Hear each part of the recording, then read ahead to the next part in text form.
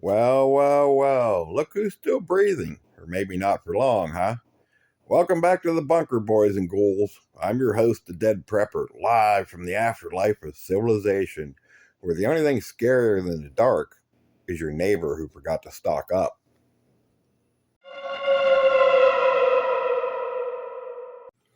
It's Halloween night, and I have three little bedtime stories to keep your Geiger counter company tonight. Our first tale takes us to a quiet little town that thought the lights would always come back on. A place where the people had food, friends, and faith until they didn't. It's a story of comfort, collapse, and good old denial. I call this one The Town That Never Came Back.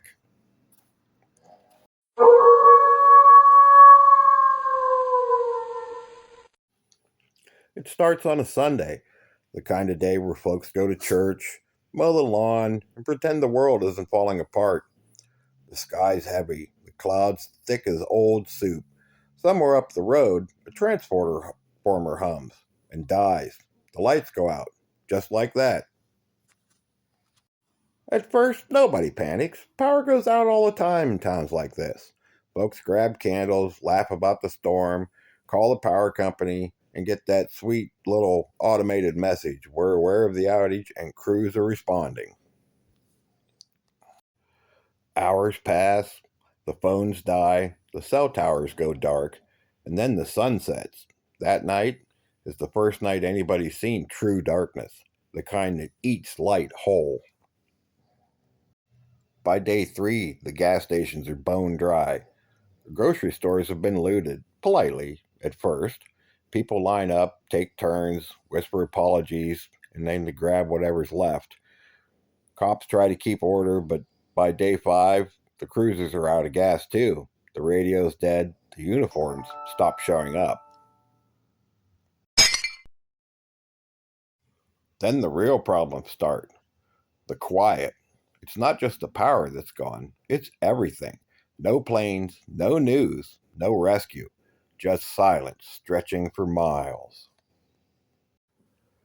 By week two, folks start talking about leaving, but no one knows where to go. Every road's blocked with cars, every back road's washed out from the storm. A few families pack up anyway, head north, south, anywhere. No one ever sees them again.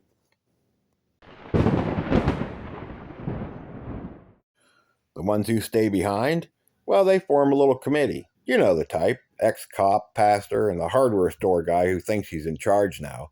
They say if we stick together, we'll make it through. Yeah, stick together. That's prepper speak for let's starve as a team.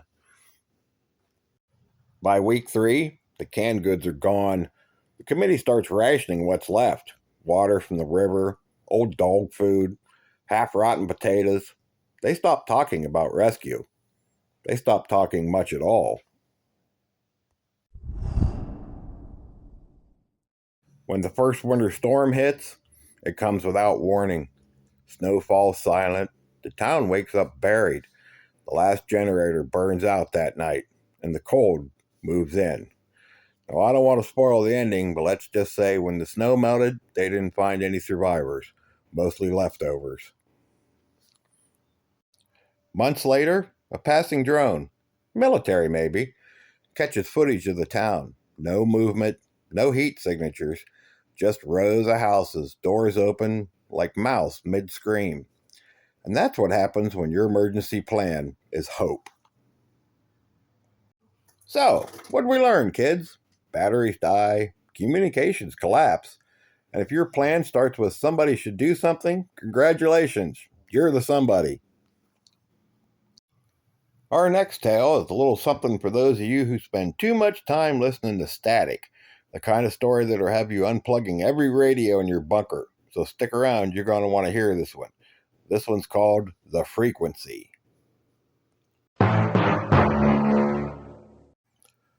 They say the world ended quietly, but that's not true.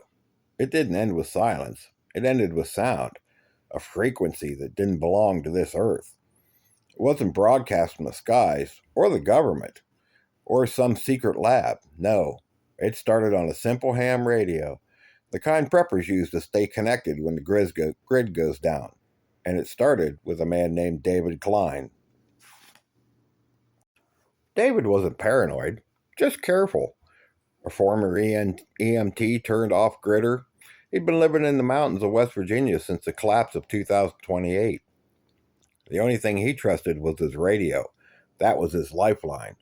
Every night he turned through the static, searching for voices. Most nights there was nothing, nothing but dead air, until one night he heard it.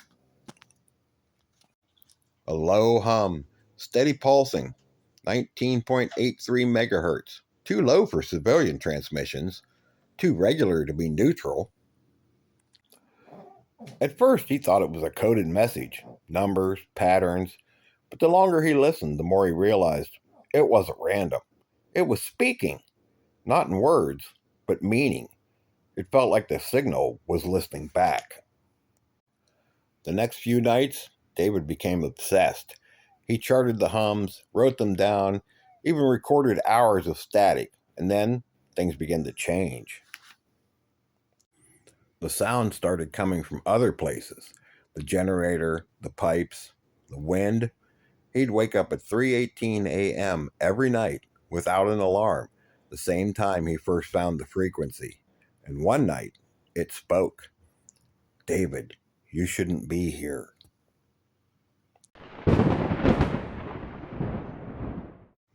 David tries to turn the radio off, but it stays on. No power, no battery, just the frequency, louder. He tears open the wires, smashes a speaker, the sound moves to the generator, then the metal walls, and finally, his head. Doctors once said that the human brain resonates at around 19 hertz, the same range that makes people see ghosts or feel watched. David didn't believe that until the hum started syncing with his pulse. Every beat, a message. Every pulse, a warning. Don't leave. Don't tell. Don't listen. David always laughed at conspiracy nuts, HARP, mind control, government cover ups. But when your teeth start chattering in sync with the static, it's hard to stay skeptical. You heard us. Now we hear you. David grabs his rifle, bursts outside into the storm. The mountains hum like tuning forks, lightning flashes, and for a split second, every tree, every rock, every shadow seems to vibrate. Then, silence. 3 days later, a search team finds his cabin. No sign of a struggle. Food untouched. Radio still on. Turned to 19.83 megahertz. They play the tape back at the base, static. Then finally, breathing. And beneath that, hundreds of voices whispering in perfect unison. Testing, testing, 1983. The team logs it as equipment interference, but one by one, each member reports hearing a faint hum at night. Then the nosebleeds start. Then the dreams. A week later, the base goes dark. No transmission, no signal, just one final broadcast on a dead frequency. The world isn't ending, it's sinking. If you're hearing this, check your watch. If it's 3:18 a.m., turn your radio off. And if you can't, then it's already too late. Testing 1983. Well, that's enough to make you want to throw your ham radio away. Next, you know what they say: it's not the end of the world that gets you, it's what you do to survive. When the grid went down, some folks ran for the hills. Others prayed for mercy, but one man, well, he built an underground fortress, a bunker so deep not even the screams could find him. His name was Henry Lowe, and his story starts with the sound of a lock turning.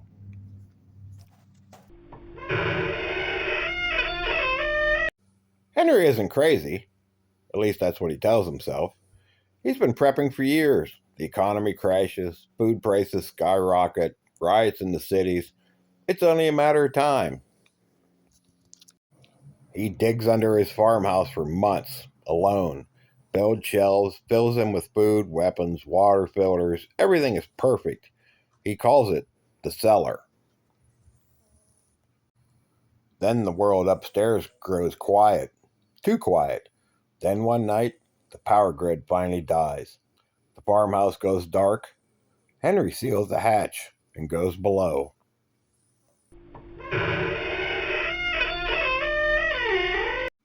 The first few days, he feels proud. He's finally one of the prepared. No panic, no noise, just peace. And canned beans. Lots of canned beans. But then the silence starts to stretch. Day 6, the radio's dead. The batteries are fine, but no one's broadcasting. No voices, no music, just static. Then finally, a low hum beneath it, rhythmic, like breathing. He turns the radio off, but the hum stays. Henry checks the generator, fine. The ventilation fan, fine. The pipes, fine. Then he hears it, coming from the far wall. A hollow, rhythmic thud. He thinks it's pressure, settling earth, but the knock starts answering him. 3 taps, pause, 3 back, like code, like someone or something knows he's there. He drills a small hole in the wall, trying to see the source. Just dirt, no air pocket. But that night, the tapping starts again, closer. They say the worst part of isolation isn't the silence, it's when the silence starts talking back. Day 10, Henry hasn't slept. The food tastes metallic, the air feels heavy, and the hum, it's inside the room now. He sets up motion sensors. They all trigger at once, and every corner of the bunker blinks red. He grabs his rifle, aims it at the door, then the latch moves. He runs to the ladder. The hatch is locked from the outside. Something, or someone, sealed him in. He pounds on the door until his fist bleeds. The hum grows louder. The lights flicker, and then he hears a voice. "Why did you lock us out, Henry?" He turns, but the room is empty. The last entry in his journal is short. "There's someone in the wall. They keep whispering my name. I should have stayed upstairs." 3 months later, rescue teams find the farmhouse. The land is caved in. They dig down to the bunker door, sealed from the inside. The food is still stacked, the generator's running, but no Henry. Just his radio, looping a faint static hum. The voice whispered through it, "You shouldn't have come down here." Then one sharp knock from inside the wall. Well, that's Henry for you. He wanted to survive to the end of the world, and he did. He just forgot to bring his sanity along. Remember, it's not what's outside your bunker you should fear. It's what you bring in with you. Well, I hope you enjoyed our little Halloween special. I'm going to go get me some candy. So remember, guys, don't make the mistakes these guys or I did, or you'll end up a dead prepper too.